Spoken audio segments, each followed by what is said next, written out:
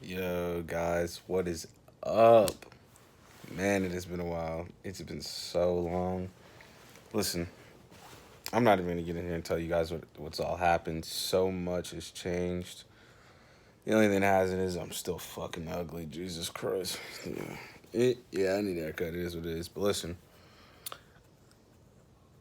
I am back here today, and I might actually start coming a little bit back more. A lot has changed, and as I was saying in the recent videos, I've been really busy, but I got really busy. But now I'm starting to figure out, after months have gone by, and I'm looking at the fact that I kind of fell off. I really wish I would have stuck to it, so I'm probably going to try and give it another shot. If I'm being completely honest with you guys, I saw that somehow I've grown from 3 subscribers to 8, so that was more than enough encouragement to me to, at least I'm reaching someone. There were some people who liked my videos enough that they wanted to see more, so I think that's definitely worth considering.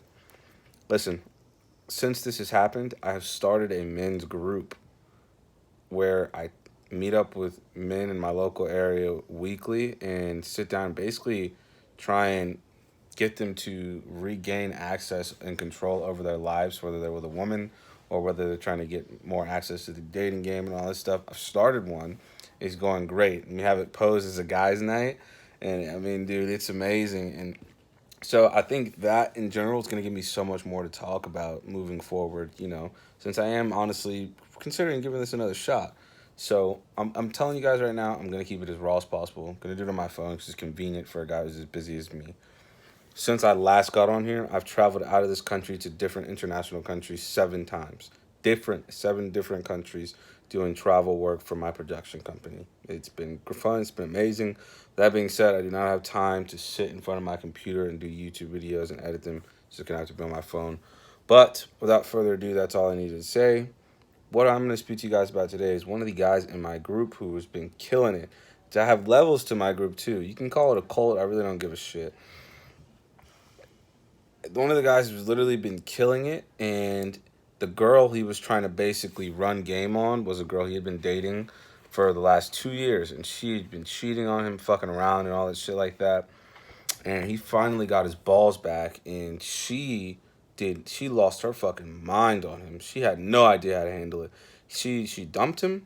Well, he broke up with her saying that he wanted to, the short story, he broke up with her saying that he basically wanted to fix himself before he ruined a good relationship. And then he found me and the guys, which I've got some guys who are at the top tier with me. He found me and the guys, and we explained to him, "There's nothing wrong with you, bro. Nothing at all. It's really just fucking her." After he explained the situation to us, which I don't need to go too much into detail about, but basically he was saying he struggled with insecurity and stuff like that, which was largely due to her, but we don't like to blame women for that kind of bullshit. You know what I'm saying?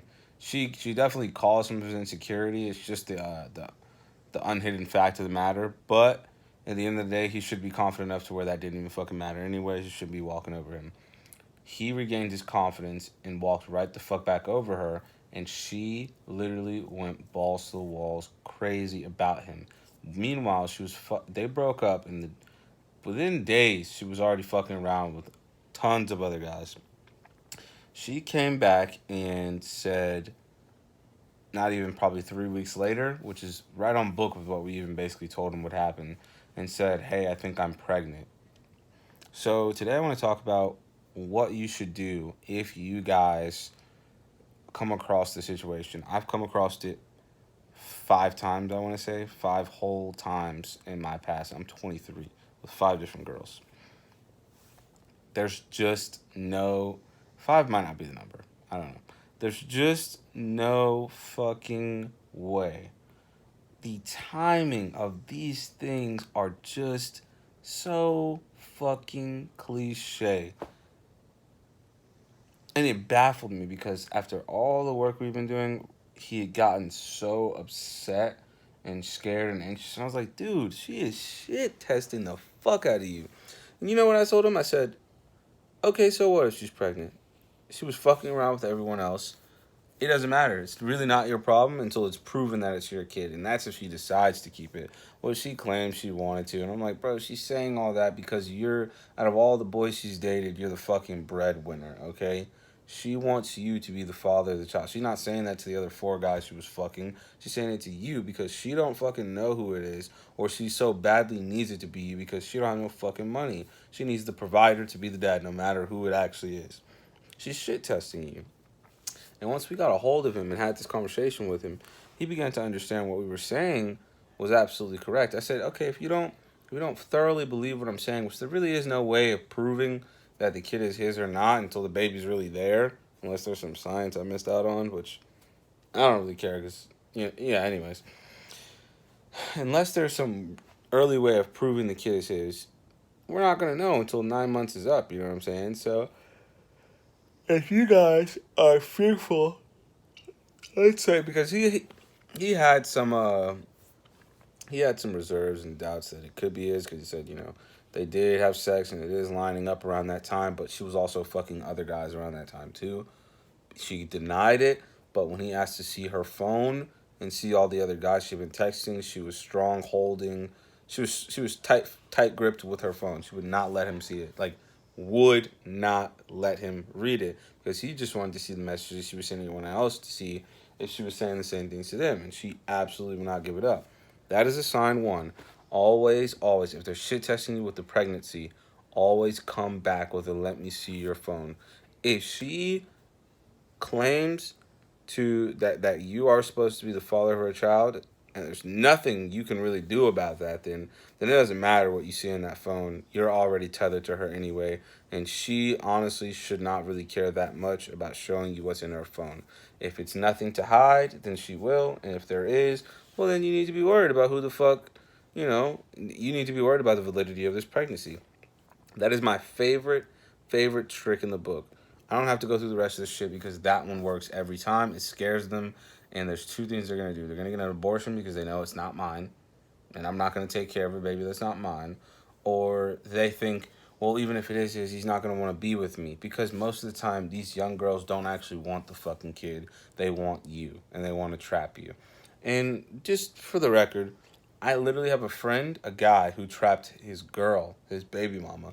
So this can work both ways. This really doesn't have anything to do so much with gender. It just typically tends to happen the other way. And so the next thing I want to say, and these are basically just tips on how to psych the person out who's trying to trap you and get them to do what you want. If you are having second reserves, I always say come at it with confidence. By the time you hit 24, man, I'm not saying you need to be ready to have a kid, but at 24, just let the fucking course run itself. You'll find out at the end of the day if it is yours or not, and if she doesn't want it, or if she does. I find rest and peace knowing that in this day and age, if you get mad at a girl when she tells you she's pregnant and it's yours, she's probably gonna ride it out and have the kid because of two reasons. Either she wants the kid or she really wants to trap you. And when you get mad, it makes her even more upset. So she really wants to fuck you up. You know what I'm saying? So I just to say, hey, I'm 23 years old. I'm definitely capable, able, and ready to have a child if necessary. No, I don't want it right now, but it is not the worst thing in the world. I finished high school. I dropped out of college, but I could have been finished by now anyway. So it doesn't even fucking matter. You know what I'm saying?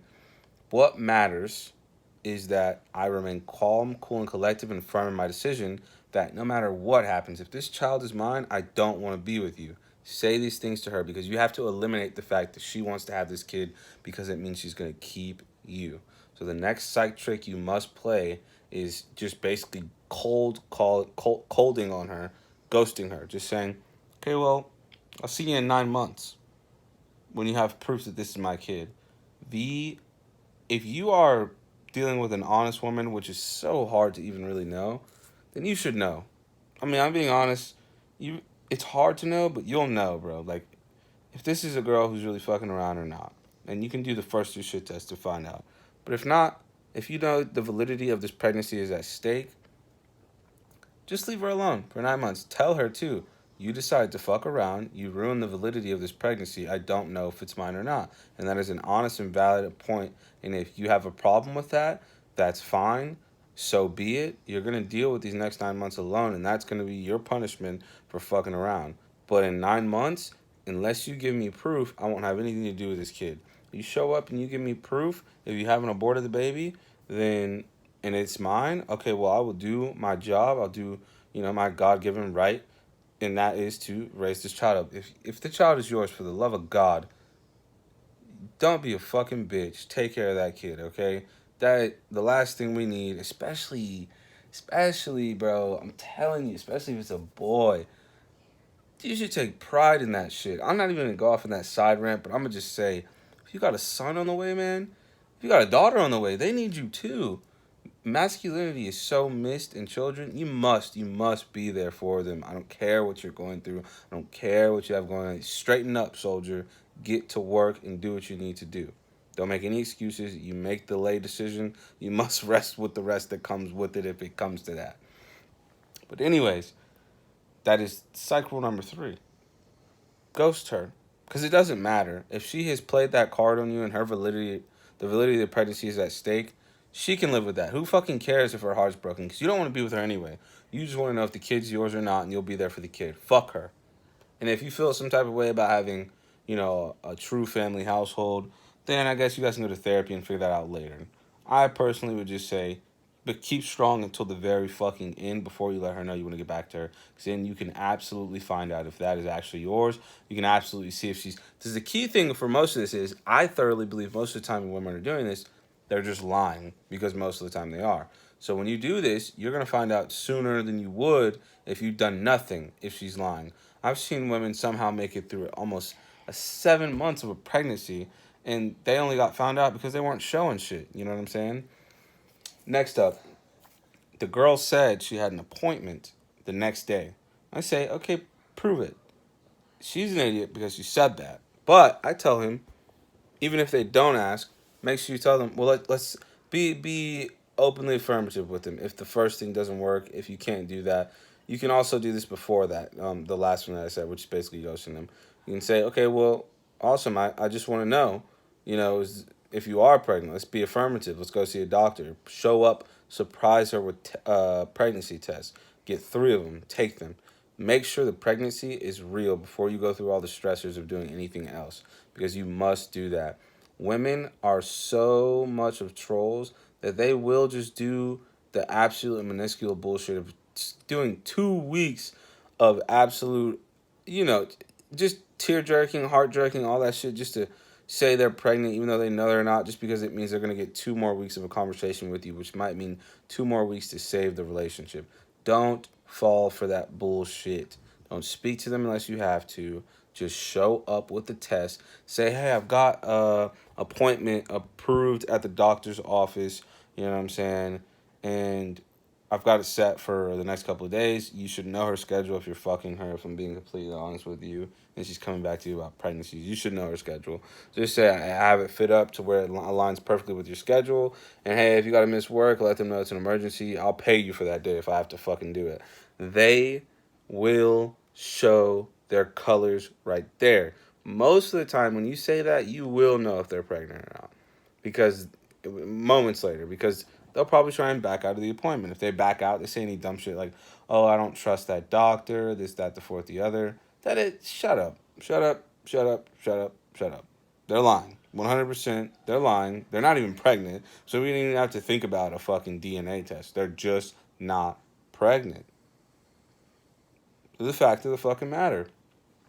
So that one right there is like, that might be one of my... It's not my favorite one because it's not fun. I really like the whole ghosting thing. It's my favorite because I already know I don't miss. So I never really cared too much to even prove it. I'm like, it's not mine. I know it's not. Whatever. I don't fucking miss. But that other one is great because you just get to see them fucking squirm when they are trying their hardest to make you believe that they are pregnant. It's so fucking funny, bro. I can't even express it to you guys. And yeah, those should help you. I was trying to think if there was a last one, but it kind of slipped me. And if it slipped me, I'm gonna go ahead and assume that it honestly wasn't that important.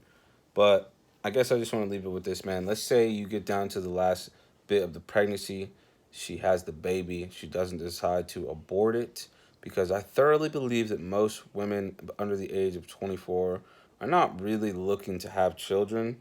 So if they are trying to have children, they're typically trying to do it to either trap someone, please someone, etc., etc. Because I just don't think most women these days, these modern women, are not wanting to have children so early. They want to live their lives because they know they can, and it's just that simple. So if you do have a woman who just so happens to follow all the way through with the process and it ends up being yours, just remember, man, my little brother had his kid at 16. His baby mama was fucking crazy. It was an awful experience to say the least. But at the end of the day, here we are, almost 5 or